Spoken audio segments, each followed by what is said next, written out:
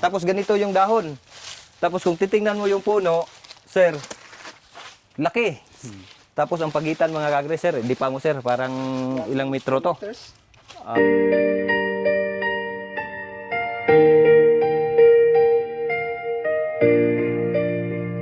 Yan mga kagre, dito na naman tayo kay si Ronnie Lumugdang. Alam nyo ba kung saan to mga kagre? Tingnan mo ang kanyang saging. Dati na, pumunta tayo dito sa Basak, Magpit. So, si Ronnie, kumusta? Okay naman. Okay naman. Mga kagre, ilang buwan ka na hindi nakapag-abono, sir? Mga 1 buwan at Mahigit na. 5 araw. O mahigit. Oo, kasi nga hindi makapag-abono dahil sa Walang init. ulan. Walang ulan. So, ano yung nakikita mong, ano sir, ano yung nakikita mo? Bumagsak ba yung saging mo or ano ba yung mga ginagawa mo? Okay naman yung kuan. Every 7 days nag-spray ako ng foliar. Oo, yung Pasgro. Yung Pasgro. Yung Pasgro na rin So mga okay kagre. naman yung kuan niya, dahon. Kikita natin siya, no? Parang hindi, parang kang nakapag-abono, kapal ng dahon. Kasi kung titingnan mo sa itaas mga kagre, napakaganda po ng dahon. And then, nag-upisa na siyang magbunga, kita mo. Tapos ganito yung dahon. Tapos kung titingnan mo yung puno, sir, laki. Tapos ang pagitan mga kagre, sir, hindi pa mo sir, parang ilang metro to. Kuan. Parang isang tunga. Isa, oh. Mga ganun talaga kasi 1 meters dito, sir. Oo. 1 meters in half by 2 meters. So ito yung sinasabi kong high density mga kagre. Nung dati nag-usap tayo, sir, na-discuss na namin yung kung ano yung pwede kasi kumukuha ako ng idea kay sir. Siyempre, sir, batuhan lang kami ng idea. So ganun tayo mga farmers eh.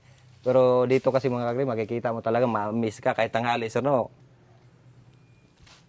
Kumpleto yung equal yung ano ng araw. Yun naman ang importante kasi yung layout niya maganda. So maganda yung layout papunta dun. Ang luwang nito, sir, ilang puno to? Itong bago ko is 3,000. 3,000. Yung nauna pa, 1,600. ilang galon yung na-spray mo na Pasgro, sir?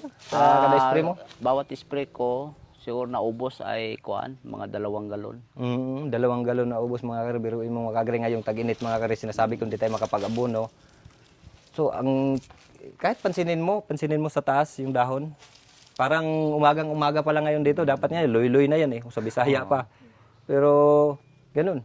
So, dito sa Basak, sir, available dito ang Pasgro natin dito kay Arlene Nuibe. Bebe, yung sa kuan namin, tindahan. Tindahan. So, siya mismo, user mga kagre. So, papakita niya talaga. Kahit yung mga tao rito sinasabi, baka sabihin sa video lang yan. So, kami, andun talaga kami. Anytime na update namin yung aming mga, kahit sa gulay, sir, kahit sa mais, palay, ganun. Basta importante lang talaga yung application sundin natin. Kasi lahat ng pulyar maganda naman. Oo, lahat ng pulyar maganda naman. Kasi dumaan yan sa mabusising proseso eh, bago makuha mo yung lisensya. So, ang ano dyan, yung pag-apply kung paano. So, andun din naman tayo, mag-guide tayo. Andito din si sir, pwede kayo pumasyal, kung makita nyo yung area niya dito. Sir, no? Yes, Pwede, tingnan. Nakakamiss lang. 1 meter in half by 2 meters. Ganito. Kung lakad-lakarin natin, sir. Halika, sir. Hindi siya kabutog 1.5 ka ba? Oo. 1.3, 1.3, ganun talaga, oh. Yung mga kare, kasama pala natin si Batang magsasaka. Baliktad mo yung kamera para makita ka. Ay, mga kasama. So ito mga kaagre, ito yung sinasabi natin, sir, na disadvantage at saka advantage. Pero parehas sila na maganda doon sa standard. Yung standard kasi, ganitong edad, mayroon ng followers. Dito naman, medyo mabagal ang followers kasi nga high density. Pero ano bang maganda? Ang ginawa ni sir, nagtanim siya ng marami. Para hindi muna siya aasa doon sa follower. Ibig sabihin, makapag-harvest siya doon sa una, unti-unti, na tumutubo na rin yung mga followers. So, kanya-kanya diskarte, pero napakarami pong laman. Pero yun nga lang, kahit na ganun kalapit, bakit ang lalaki? Anong sikreto, sir? Siyempre, spray palagi ng Spray foliar. talaga. Yun na Makita talaga. naman sa ebidensya eh. Yun nga sinasabi ko palagi, sir, sa mga vlog ko. Ano bang sikreto? Hindi, ano lang yan, yung monitoring mo na ikaw ang may-ari. Pero pagka yung sakit na talaga, na gumaling, wala na talagang pag-asa yun. Wala na. I-rad mo na lang yun eh. Pero habang wala pang sakit, anong pinakamaganda is prevention talaga. Prevention. Para mataas yung kanyang resistensya. Pero kasi minsan makikita natin yellowish pa lang. Kulang lang yun ng nutrient. Yun ang sinasabi na Sinasabi nga sa mga palay, mais, yung nitrogen deficiency, di ba yung maninilaw, yun. Mayroon din sa saging kasi nun. Yung akala mo Meron sakit din. na. Oo. Kung ordinaryo ka lang na tumitingin, sakit na, pero kulang lang siya ng nitrogen. Kung hindi ba, stagnant yung lupa. So, isa yun sa kadalasan na nagdidilaw. Pero mapapansin talaga natin yung sakit-sakit na talaga kasi alam na natin yun eh. Pero ito sir, mga 3 buwan mula ngayon, tuloy-tuloy na harvest nila. tuloy-tuloy na Tuloy-tuloy talaga. na blessing. Grabe mga kagre, ikutin mo nga doon. Oh, kita mo.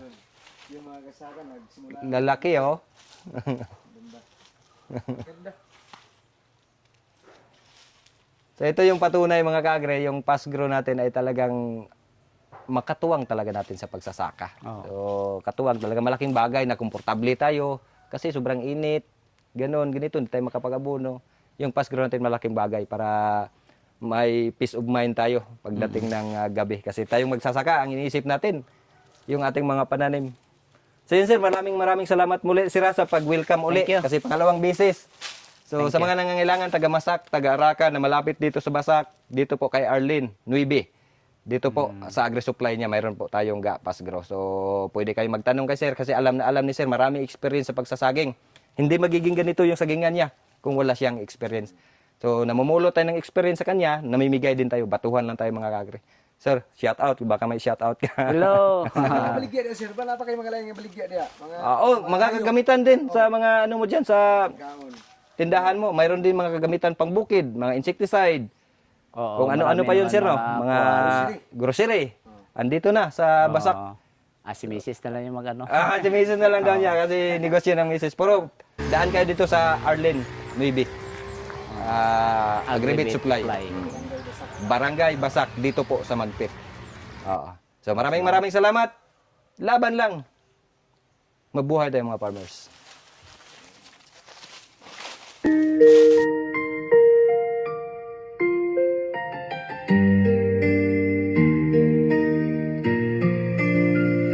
Sa bukid nagsimula ang pangarap na totoo. Hawak ang kamera, pawis ang puhunan ko. Sa bawat tanim may kwento, may aral na bitbit. Ga-Agri TV ang